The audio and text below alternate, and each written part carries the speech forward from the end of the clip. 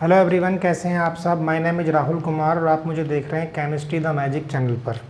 Previous lecture में हम temperature dependent concentration term को फिनिश कर चुके हैं।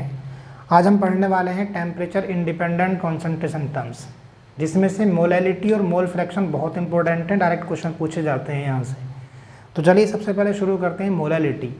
हमने मोलैलिटी जब पढ़ा था तो वहाँ पर मोलैलिटी क्या होती थी, number of moles of solute present in पर लीटर ऑफ सॉल्यूशन। यहाँ पर हमें पर लीटर ऑफ सॉल्यूशन की जगह पर क्या यूज करना है, पर केजी ऑफ सॉल्वेंट। तो चलिए शुरू करते हैं सबसे पहले मोलैलिटी को।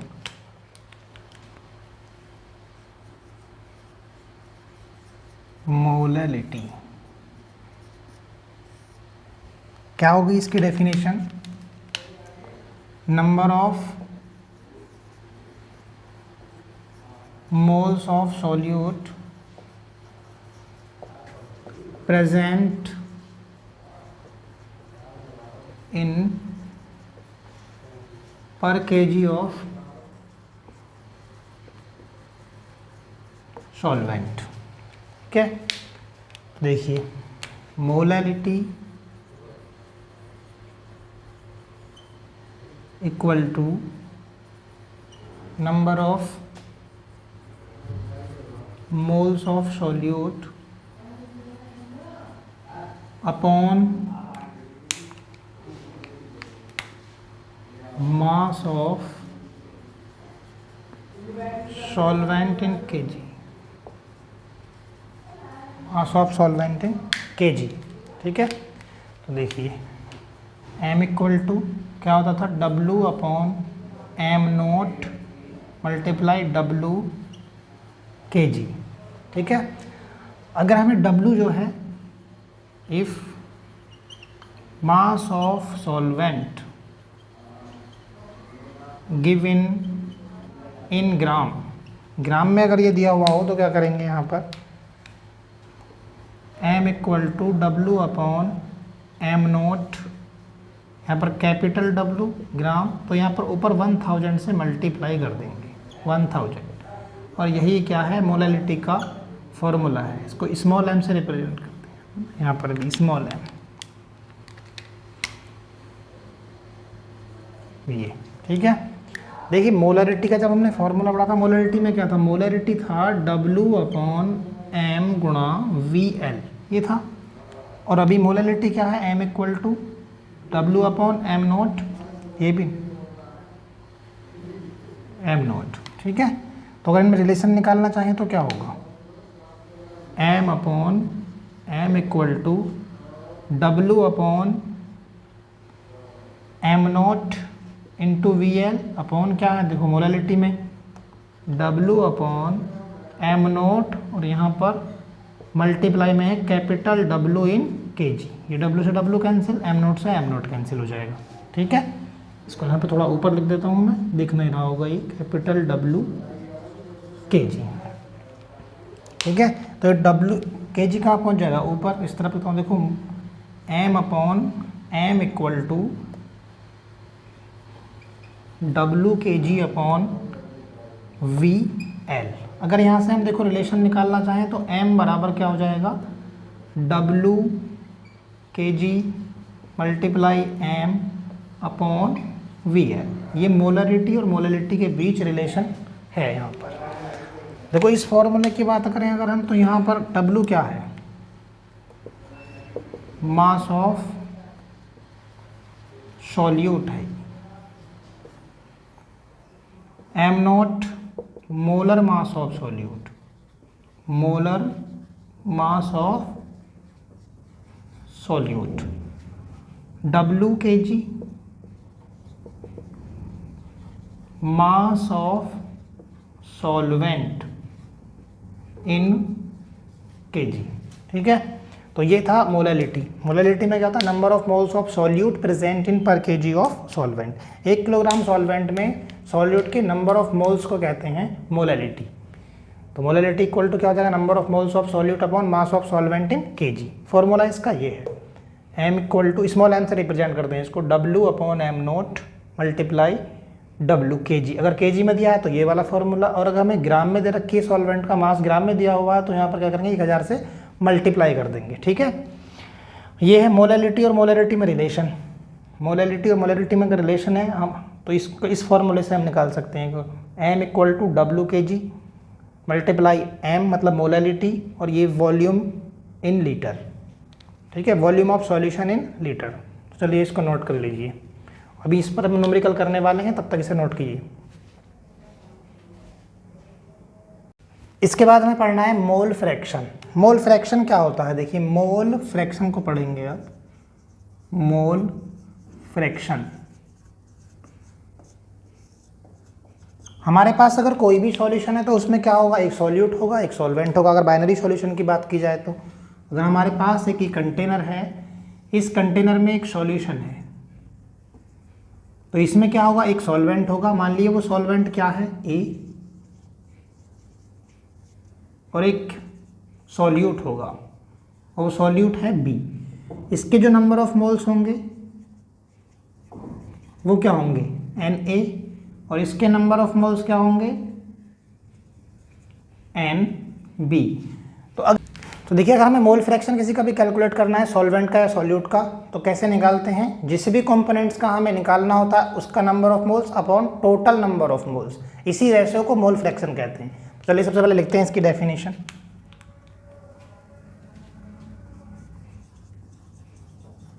The ratio of number of moles of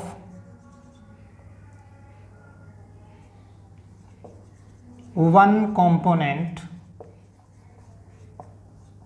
to the total number of moles of all the components present in solution. Present in solution, mole fraction को रिप्रेजेंट करते हैं हम या तो x से रिप्रेजेंट करेंगे या इसको xi से रिप्रेजेंट करेंगे। तो मोल फ्रैक्शन या तो इसको x से रिप्रेजेंट करेंगे या फिर xi से, इस तरह से। तो मोल फ्रैक्शन इक्वल टू क्या होता है, यहाँ पे देखिए हमने क्या है, solvent if the number of moles of solvent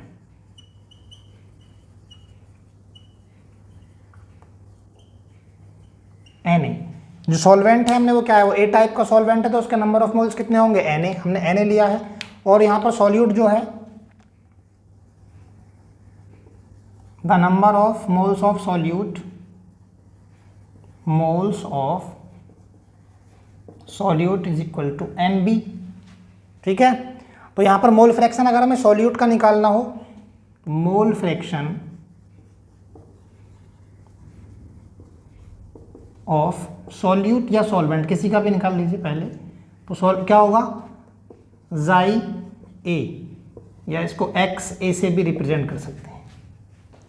xi क्या होता है, मोल फ्रैक्शन, और हम निकाल किसका रहे हैं, सॉल्वेंट का, इसलिए हमने यहाँ पे A लगा दिया, xi A या xa।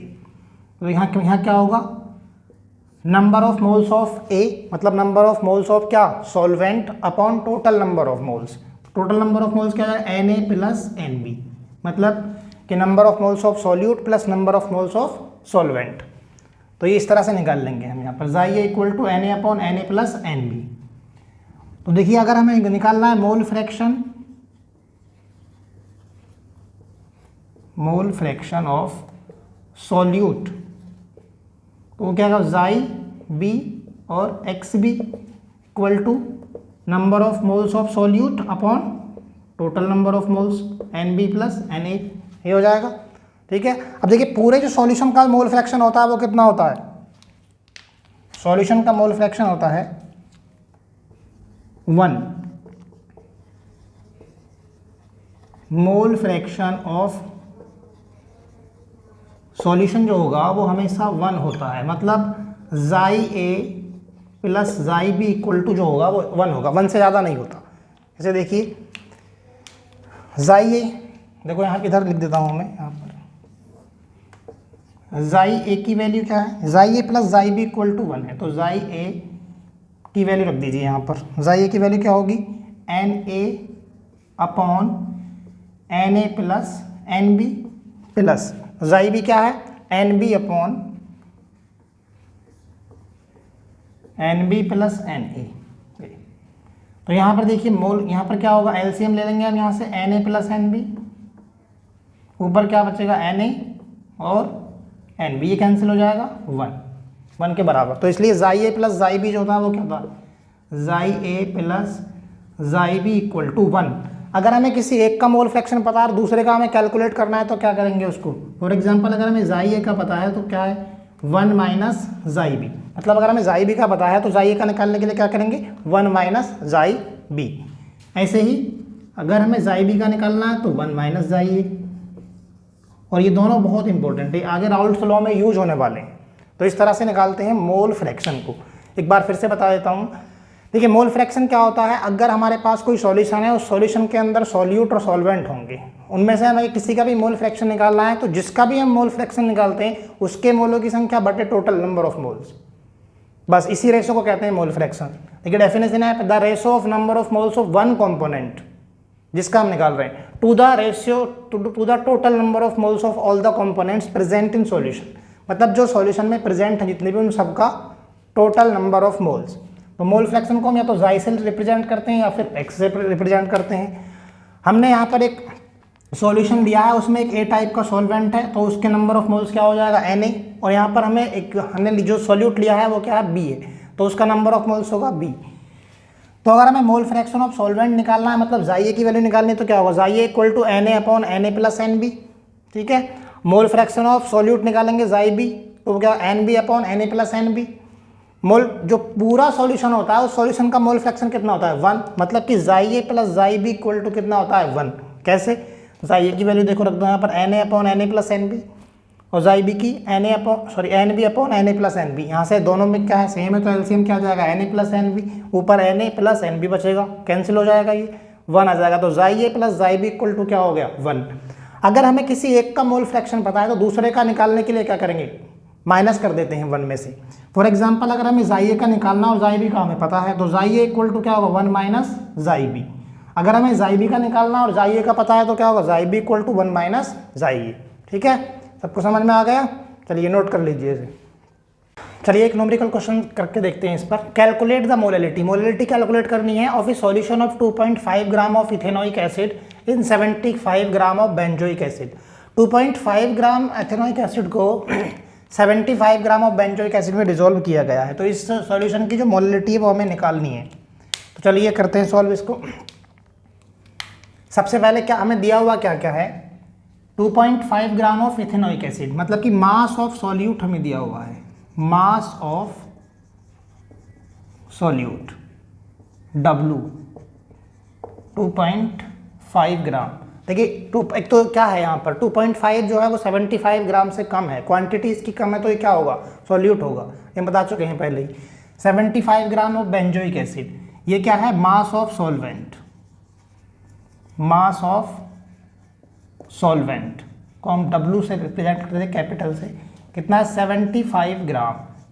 ठीक है, अब molar mass of solute, molar mass solute क्या है हमारे पास इथेनॉइक एसिड, तो इथेनॉइक एसिड का मोलर मास कितना होता है 60 होता है। हाँ, तो यहाँ पर इधर मैं निकाल के दिखा देता हूँ, molar mass of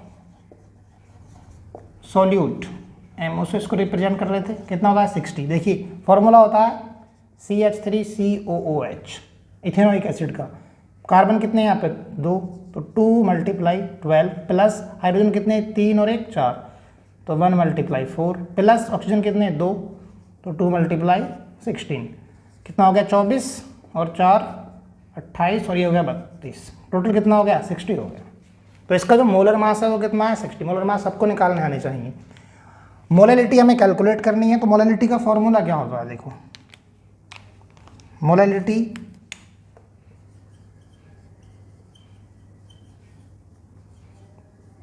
M equal to W upon M capital W kg में।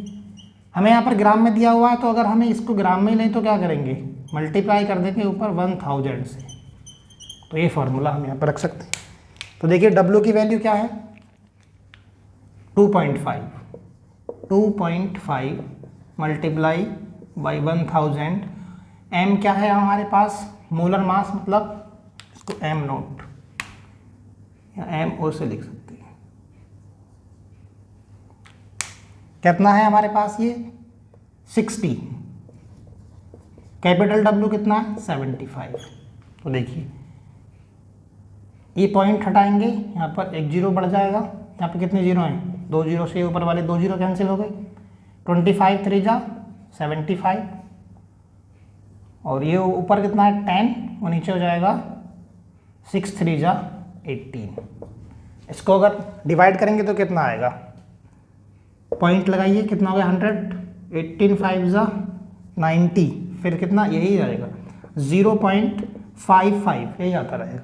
तो क्या है, मोल पर केजी या मोल केजी इनवर्स, ये इसकी यूनिट है। तो मोलैलिटी कितनी आ गई इसके लिए 0.55। ठीक है, इस तरह के क्वेश्चन आते हैं, बहुत सिंपल। आपको समझ में आ गया। एक बार फिर से बता देता हूँ, calculate the molality of solution of 2.5 gram of ethanoic acid in 75 gram of benzoic acid.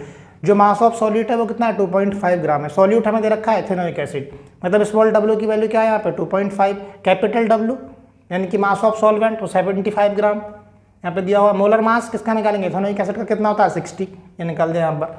बस उसके बाद वैल्यू को रख के कैलकुलेशन करनी है। यहाँ पर डब्ल्यू की वैल्यू रख दी 1000, इसलिए लिया क्योंकि यहाँ पर जो वैल्यू दे रखी है हमें मास ऑफ सॉल्वेंट की वो कितनी है, ग्राम में है, तो इसलिए हमने यहाँ पर ऊपर 1000 से मल्टीप्लाई किया। सॉल्व करने पर यह आएगा। ठीक है, चलिए एक क्वेश्चन मोल फ्रैक्शन का और देखते हैं, नोट कर लीजिए इसको। Solution of urea in water is 6% W/W। Find the mole fraction of urea and water. मतलब यूरिया का एक सॉल्यूशन है जो क्या है, उसमें W/W 6% है। इसका मतलब ये है कि यहाँ पर यूरिया जो है वो क्या है, सॉल्यूट है। तो मास ऑफ सॉल्यूट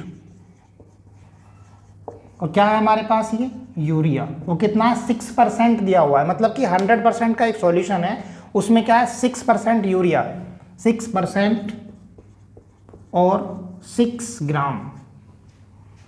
बाकी क्या है, वाटर में सॉल्यूशन है, तो बाकी का क्या होगा, यहाँ पर वाटर होगा, तो मास of solvent, mass of solvent जो कि क्या है वाटर। 100% का सॉल्यूशन था, उसमें से कितना 6% क्या है यूरिया, तो बाकी का 94% क्या हुआ, बाकी का 94% हो गया वाटर या 94 ग्राम। ठीक है, तो हमें मास ऑफ सॉल्यूट और मास ऑफ सॉल्वेंट तो मिल गया। अब हमें मोल फ्रैक्शन निकालने के लिए क्या चाहिए, नंबर ऑफ मोल्स चाहिए होता है। तो हमें नंबर ऑफ मोल्स निकालने होंगे, तो उसके लिए हमें क्या जरूरत पड़ेगी, मोलर मास की। तो देखिए molar mass of urea, urea का फॉर्मूला क्या होता है NH2CONH2, उसका मोलर मास निकालेंगे NH2CONH2। देखो यहाँ पे नाइट्रोजन कितने हैं 2, तो 2 मल्टीप्लाई 14 प्लस हाइड्रोजन कितने हैं 2 और 2 4, 1 मल्टीप्लाई 4 प्लस कार्बन कितना है 12, एक ही है, और ऑक्सीजन कितना है 16। तो हो गया 28 प्लस 4 प्लस 12 प्लस 16 और 16 32 हो गया। ये कितना निकल कर आया हमारे पास, टोटल इसको ऐड करेंगे तो कितना हो जाएगा 60। वाटर का मोलर मास कितना होता है ये हमें पता होना चाहिए सबको। मोलर मास ऑफ वाटर कितना होता है 18। तो अब हम सबसे पहले क्या करेंगे, नंबर ऑफ मोल्स निकालेंगे, number of moles of urea, number of moles of water. उसके बाद फॉर्मूले में अप्लाई कर देंगे और मोल फ्रैक्शन निकाल लेंगे। तो देखिए सबसे पहले number of moles of urea क्या होगा, mass of urea upon molar mass of urea, molar mass of urea. ऐसे तो निकालते हैं number of moles mass upon molar mass से, लेकिन हम यूरिया का निकाल रहे हैं तो mass of urea upon molar mass of urea.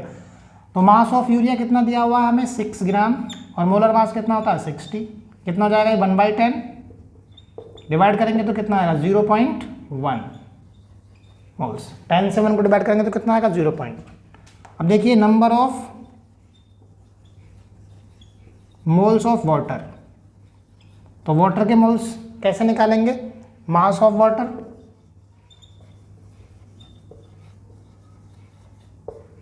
Upon molar mass of water. कितना है mass of water? 94। Molar mass कितना होता? 18। 18 5 जा 90, कितना बचा? 4 यहाँ से पॉइंट लगाया, कितना होता? 40।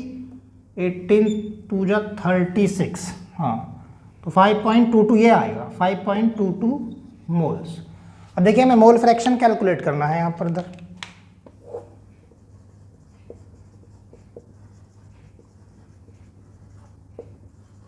मोल फ्रैक्शन ऑफ यूरिया। यूरिया क्या है यहाँ पर? सॉल्यूट। तो सॉल्यूट का मोल फ्रैक्शन कैसे निकालते हैं? Yb equal to N B upon N A plus N B.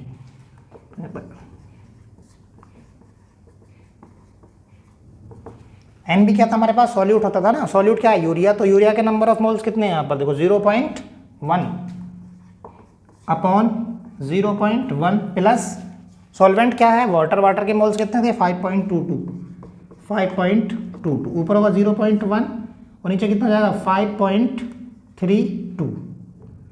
तो यहाँ पर 5.32 से इसको डिवाइड करेंगे तो कितना आएगा ये?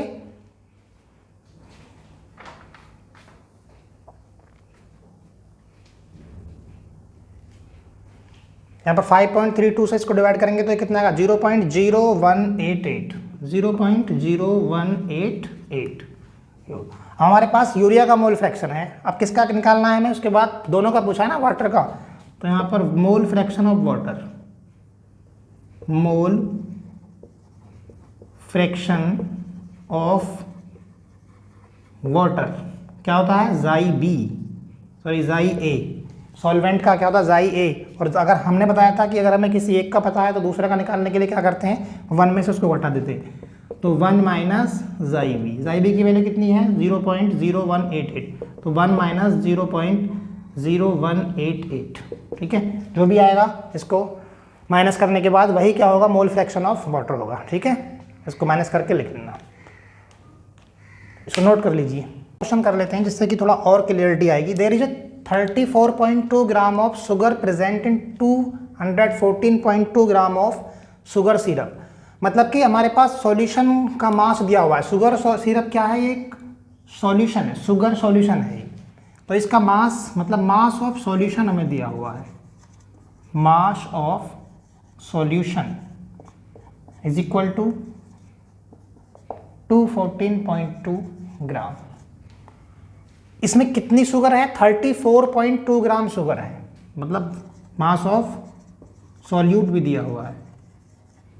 मास ऑफ सॉल्यूट 34.2 ग्राम। तो देखिए सॉल्यूशन जो है वो क्या है? इसमें वाटर भी होगा। तो वाटर का कितनी क्वांटिटी है वो हमें पहले चेक करनी है। तो देखिए मास ऑफ सॉल्वेंट जो कि क्या है? वाटर है, वो कितना होगा? इसमें से इसको माइनस कर देंगे, माइनस 34.2 कितना आएगा ये? 180 ग्राम। तो मतलब हमारे पास क्या सॉल्वेंट का वेट कितना हो गया? 180 ग्राम। अब इसकी मोलैलिटी हम निकाल सकते हैं। तो देखिए molality W upon M multiply capital W। ग्राम में दे रखी है वैल्यू तो ऊपर क्या करेंगे? 1000 से मल्टीप्लाई कर देंगे। W क्या होता है? देखो W क्या है हमारे पास? 214.2 ग्राम। यहाँ पर मल्टीप्लाई 1000 अपॉन मोलर मास कितना होता है शुगर का? शुगर का फॉर्मूला होता है C12H22O11। 342 होता है इसका, हाँ कैलकुलेट करके देख लेना। 342 और कैपिटल W क्या है यहाँ पर? 180। ये बस। और यहाँ से इनकी सभी कैलकुलेशन करने के बाद क्या होगा? इसकी मोलैलिटी निकल आएगी। ये आपके लिए होमवर्क है, इसकी कैलकुलेशन करके इसकी मोलैलिटी क्या है ये आप कमेंट बॉक्स में लिख करके मुझे बताएंगे। ठीक है, ठीक है।